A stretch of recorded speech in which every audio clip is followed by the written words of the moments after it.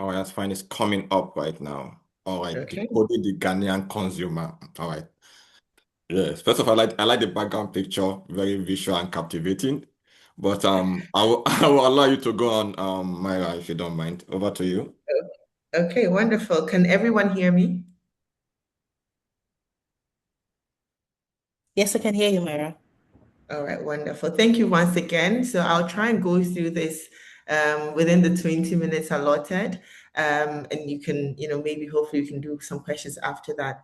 Um, So I'll start with a bit about the company. I won't go too much about it, but just to give you a bit of context. So we are a borderless Pan-African network. We work with quite a number of different agencies, and we are also based across Africa, with our headquarters being in Nairobi, Kenya. So this is our footprint, the number of offices we have, because we are part of the WPP network globally. And in Africa, we have about 900 staff. We have 7 owned offices. So these are our core offices across 39 markets. We have affiliates and then we also have collaborators and hubs. And so Ghana is the West Africa hub, and Kenya hosts the Eastern Africa, and then South Africa is our SA hub. So you see that the top part is gray, and we do have our North Africa, but it's run a bit differently under a different company, but we have some presence there as well.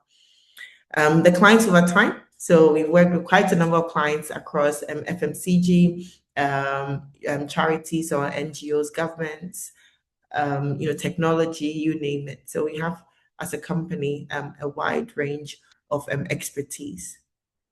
And we are also Africa's most awarded agency network. I think this is not updated up until 2024, but we've won some more awards after then. A lot of the work we do is as a team. And what we want to do is to inspire brands and people to impact the world. We would like, it's all about innovation and also borderless creativity. And for us, it's really important that we understand the consumer and the people. So I wanted to jump straight into the presentation. So the key thing that we took out here, it's almost like we give you the solve before we start all the good stuff. So our Ghanaian consumers haven't stopped spending. They've changed how they survive. And I think this goes to Ibukan's point very nicely. You think we actually compared some of our notes, but they haven't stopped spending. So we'll just tell you what's happening a bit in the industry or in the different sectors now. So currently we're seeing that, consumers are more price sensitive, but several things have actually pushed them, this way. And we're looking at inflation. So we've come into a post-COVID world, which Ibukan highlighted very beautifully. And we're seeing interest rates, we're seeing inflation. So even though it's really low, we're still feeling it in our pockets because, again, it's not translating into reduced prices quite at the rate at which we saw them rise. And we're seeing, the interest rates cutting, meaning that your savings are also earning you a bit less, your T-bills are earning you a bit less. And we're seeing that the reference rate has also dropped. We're currently also seeing, in a macro context, the CD has remained relatively stable, but we're still a bit iffy. We're not very sure, and we're not trusting fully that it will remain. So the behaviors that drove, that CD, that dollar appreciation, hoarding the dollar and all that, charging in dollars, as much as the government has put things in place, we are still very much as a people still engaging in those behaviors. And we are also seeing different sectors are growing. We can delve into that deeper, but the key things is to see we are seeing ICT growing, we're seeing agri growing, we're seeing fashion growing, services are growing. I think service actually probably some of the fastest sector, beauty and personal care, and then overall industry is holding a bit stable. So what we are seeing is, again, going back to the original point, Ghanaians are becoming more aspirational. So, we are seeing things from the Western world and we are getting more excited about it. We want a better life for ourselves. Post-COVID, we don't want to, be stuck where we were before, but we're still very careful about how we spend. So as much as we have consumer optimism going high, the highest this has been since 2013, according to our 2025 research that we took. And we're seeing that households are also seeing some sort of improved situation because a lot of households fell into poverty. We're seeing that alleviating a bit. Yet we are still cutting our expenses because now consumers have become more cautious. We want to save more. We want to avoid debt because we saw, in Ghana, we say the shege that, we've experienced a few years back. We don't want to go back there again. Should there be another crisis? Should there be another government that isn't able to keep things under control for us? So yes, things are looking optimistic, but the consumers themselves are not feeling very optimistic in terms of how they are. We're feeling optimistic, but in terms of how we purchase, we are still a bit cautious and trying to hedge some of our risks. So we'll go into some of the consumer behaviors and some of the personas. This should help brands in terms of how they think through connecting with the consumer and how we are able to also, get them to purchase. This, we took a lot of the data from our own proprietary software. So Audience Origin and then Open are two pieces of software, but we've done research also across. I've tried as much as possible to amalgamate all the information just so that it's a bit easier to digest. So this is what usually you would see in some of our strategy decks as well. So we're seeing value-driven consumption. Again, to Ebukan's point, we've also explained why, and we're seeing how consumers are purchasing the way they do, but we will delve into that a bit more. And we're also seeing high price sensitivity, and we're also seeing preference for healthy and ethically sourced products. And a lot of these are also driven by our younger generations that have become more of advocates, and they're asking brands to do more. It's not just enough for you to bring in products. They want to make sure that their products are fit for purpose and they're healthy and they're sourced properly. And we're seeing our youthful population is driving digital adoption. And we're also seeing a very high internet penetration also in Ghana with 57% of the population under 30. So we know that the future is very definitely youth-led. We are also seeing more omni-channel practices. So consumers may research online, but our purchasing behavior is still very much offline. So we'll go onto maybe an Instagram or a Google or a TikTok to find information that we need. And then even at an online store, once we find that, we will still take up the phone and call that business owner just because we want to make sure that it's the right person. We want to ask a few questions. So customer service and having omni-channel presence for brands is very key. And we are also seeing the growth of e-commerce. So it's up by 15% as of 2025, I believe. Some of the data may vary, but we're seeing that it's fueled by 12 million digital payment users. So Momo has exploded how we do business, exploded how we expect brands to also work with us. And we are seeing, again, as you said, a 70% plus digital penetration for the different audiences.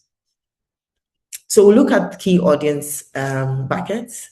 And again, these are not definitive. What we've tried to do with these audiences is to give you an idea of how they behave, how they think, just so that we can maybe create some narratives around that. We've tried to not pick the topmost part of the spectrum. So socioeconomic class A, we've tried to use more thoughts around B, C, and D. So these are our mid to lower mid, lower upper, and then to lower class, if we should say so. And this is more in terms of their spending capacity, just to give us an idea of how our audiences are purchasing.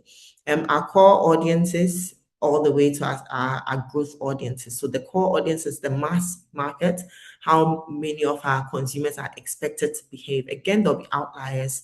Research will differ for different sectors, but this is just generally how we expect to see our audiences behaving.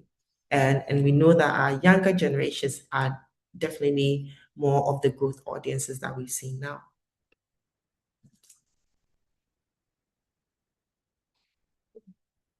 Okay, so for our cautious optimists, again, a lot of what Ebukan said is coming through now in terms of how we design our audiences, how we design our campaigns, and also how you can design your business to meet the needs of these people. So here we have Kwame, and basically he's the disciplined household decision maker. We know that skews very male in Ghana. So even if the woman or the mom is the traditional person who's doing the purchases, a lot of times the decision making not for all brands, but the decision making or maybe the funds would come from the father figure or the head of the household. Normally they are prioritizing essentials and also looking for value. And I think we heard that in the previous presentation as well. And what they need is reliability. They want things to be pricing to be transparent. They don't want to be confused. They want value for money.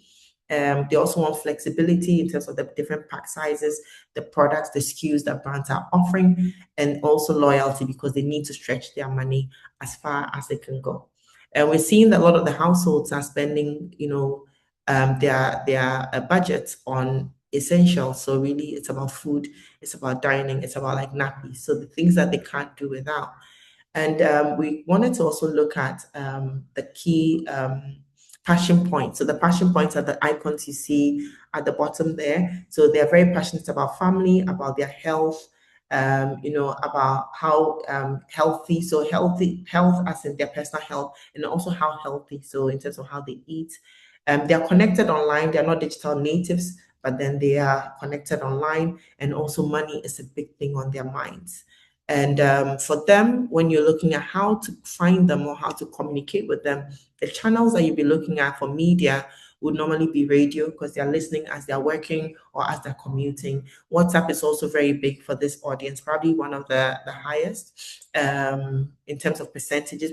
We've not added in the percentages, but WhatsApp over indexes, and then you have Facebook, some TV, in-store promotions and activations are also very effective. Out of home, newspapers, flyers, YouTube, and some Instagram as well. So we're seeing this audience to be, a bit more traditional, a bit more cautious, as mentioned for good reason, as we have seen in the earlier slides, and also from Ibukan's presentation.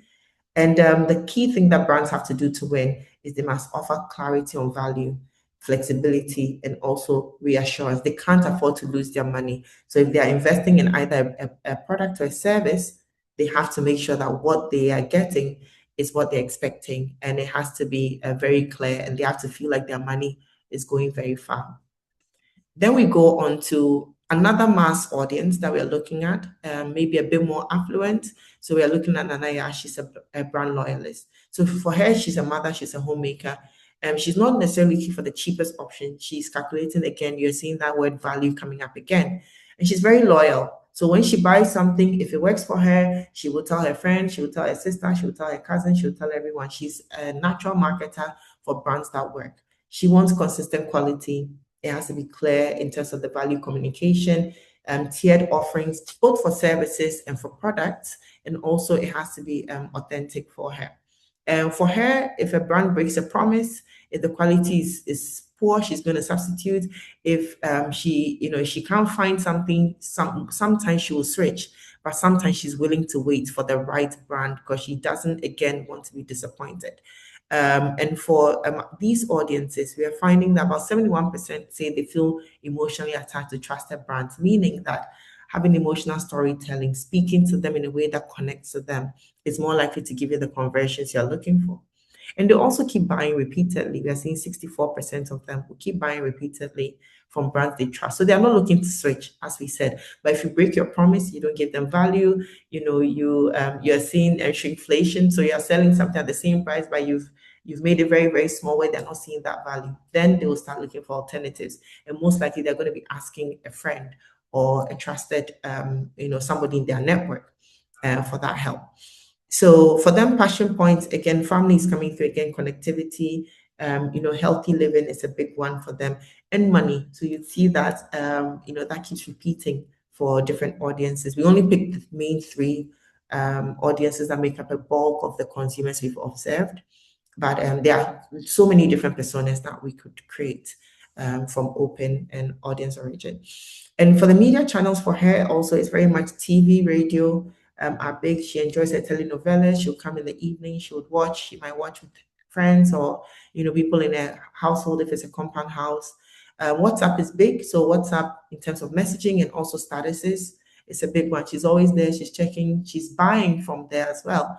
We're seeing Facebook in-store promos. Newspapers and magazines are not very big in Ghana now, but it can be effective for specific sub audiences, out of home, and then also YouTube, both the shorts and then the long form as well. And we're seeing a lot of these behaviors being driven by the digital, the growth of digital. I think about 70% of Ghanaians are using smartphones. So most of even audiences that may not be in the higher socioeconomic class are still very much digitally connected.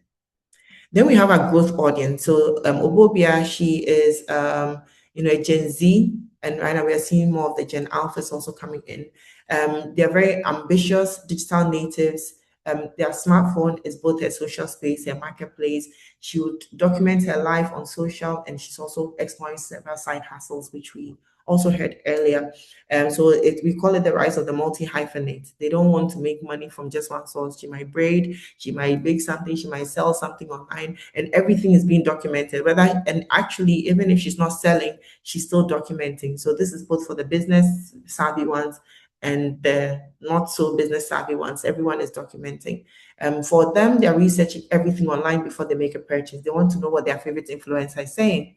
And these are not just macro or big influencers. She's also looking at the smaller influencers, the very niche ones. They are listening to them, and also the key circle of influence around them, and trends as well. So they're looking for convenience, authenticity, local pride, also what their community is saying. So not community in the traditional sense, as in people they live with, but community as in her beauty community, her lifestyle community, the music community. What are they saying? Those are the people that can get her to buy. So for her, brands must be convenient. They have to, integrate mobile money. Actually, that speaks to almost all Ghanaians. Content has to be social first. So if you want to sell to her, you have to start from social, and you also have to empower her hustle. She has to feel like whatever she's spending her money on is taking her further in life. Her passion points, again, digital connectivity, but we are seeing things like beauty coming through now. Music and entertainment is coming through, health, fashion, and definitely money. The money is for every single Ghanaian. I think it shows up there. But for her media channel, so TikTok is actually her main channel. Snapchat also is a big one. And they are seeing other channels like WhatsApp, YouTube, Instagram. The key difference here, and then X and Facebook are more community based for them, and influencer blogs, online communities, and also podcasts. So they want to hear what other people are saying. So brands have to play in these spaces. Brands are no longer able to say, I don't like online, because the audience that you need, the growth audience that haven't yet made up their mind in terms of the key brands that they'll be supporting, they are living most of their lives, hours, 2 to 3 hours or more a day on these social media channels. And again, 80% of our youth are online, and they make up 57% of the population. So you can do the math on that one. And they're using their phone to compare prices, to review their purchases before they go ahead to purchase. Sorry, I'll go quickly to passion. I've already done that. I think I've actually covered this. So, yeah, so they don't want broken brand promises. FOMO is a big one for them. It's a whole thing. And then also logistical headaches. If they're purchasing, they're expecting to receive in the next hour or two, faster than Amazon. If you can't deliver in the next hour or two or three, you lose the sale. So they are very impatient. They don't want to wait till next day, or a few hours. So that's for our audience. So if we want to unlock these purchase behaviors within our audiences, I've tried to group them into two. We have our younger generation. So this is just roughly. What we are seeing here is that they're still forming habits. So we are just taking the key call outs from all the insights that I've just shared. The key thing here is that they are now forming their habits when it comes to brand, and they're very fluid in their decision making. So they are not stuck in terms of, this is what I have to, buy. They can change their mind. They can decide in the morning they want something, by afternoon they don't want it anymore. And they are also very influenced by digital narratives, peers. Culture is a big one for them. And culture is experienced through music, it's experienced through food, it's experienced through lifestyle for them. So it's not culture as in a traditional sense of culture, even though that also plays a role. And for them, digital content is also huge. So trends, they'll jump on trends. So if you have to win as a brand for an audience that thinks this way, so sometimes it will skew above the 30, but an audience that has this sort of mindset, If you want to unlock the purchase behavior, it's about differentiation. You can't be the same. There's a lot of noise, so you have to be different in terms of how you communicate, how you tell your stories, how you present yourself. And you have to have culture and brand relevance. So culturally, you have to speak to them, speak their language. If you take a brand like Coke as an example, they have a whole music platform. Coke is a drink or a beverage, but they have a whole music platform because they know this is what works for the brand. Or if you take a Telecel, they have a whole entrepreneurship platform because they know to get to the Gen Zs, to get to the younger audiences, you have to meet them at the point of culture. So brand relevance is also very key. How the brand, how relevant or how relatable the brand is. So I know Ibuken was talking earlier about comedy, people wanting to laugh. Yes, because life is hard, they can't stress themselves. So that's the mindset. So a lot of brands have to try and be relatable so that you can be relevant to them, and then you can cut through the clutter to be able to unlock purchases with our younger audiences. Now, for our older audiences, you see that the ages overlap a bit. But again, it's intentional because it's not very clear cut. These are behaviors. So a bit of it is also very psychographic. But they are more deliberate, they are less experimental, and they feel consequences are higher for wrong decisions. So if I spend 50 CDs and I buy nappies and it's the wrong one, I feel like, oh my goodness, I've lost 50 CDs. Like it's a big one because the younger generations, a lot of times, their side hustles are funding them. Sometimes it's parents funding them. But for older generations, they're funding themselves and they have a lot of responsibility. So 50 cities or 100 or 1,000 cities is weightier when it comes to making brand decisions. They can't afford to get it wrong and they can't afford to feel like a brand took away their money from them without getting value. They are influenced by family recommendations, trusted friends, and also thought leaders. So thought leaders can be influencers, but not trendy influencers as you would see with the younger generation. You're seeing more thought leadership in terms of someone being able to influence them. So as an example, Ibukan can be an influencer. She can show her makeup routine, she can show how she thinks through strategy and insights, and she can still influence people to purchase in a sector that may not even be her core sector, because we are looking, or these generation are looking for people they can also relate to, but in a different way. For them, it's about meaningfulness. So meaningfulness is one of the differentiation, is a brand health tracking metric. um it's how, I mean, it says what it is, so how different the brand is, how it stands out. Meaningfulness, on the other hand, is about if the brand does what it says it will do. So if I say that I offer you soap and the soap can make your skin clear, that does that thing work? If I say I offer a beverage like Guinness and I say it will be refreshing, when I drink it, is it refreshing? So meaningfulness is big for our older generation. Um, Not that differentiation isn't important. So it's differentiation, meaningfulness, and salience. I think everyone can mention salience. So we're looking at trust as well. So they have to trust you. You have to make sure that you buy or you build that trust, and then value comes out very strongly for all Ghanaians, but more so for our older audiences. Okay. So coming to very soon to the close here. So the Ghanaian system is under pressure.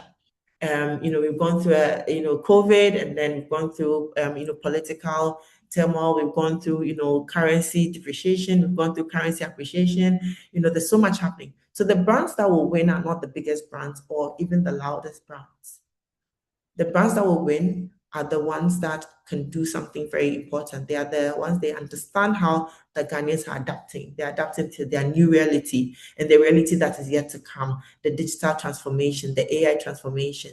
And also they can design their businesses to meet this reality. So if you can understand the Ghanaian adaptation and you design your business to meet that reality, then you can win. It's no longer about having a service and forcing it down the throats of the end user or the consumer, but you have to adapt to make sure that you're meeting those needs, whatever shape or form that looks like. So the four must-win realities, to wrap up, is we must win the value equations. So consumers will trade down to switch brands. So you have to make sure that you're offering value and you're communicating that value. We have to remove payment friction. So 73% of consumers are using mobile money weekly. So if they come in and the transaction is a bit cumbersome, they can't pay, Momo is down, the number is not the same as the name on there, and anything that makes them feel like they're not getting a seamless transaction for that hard and cash that they have, then they would expect that that can cause some sort of friction and attrition.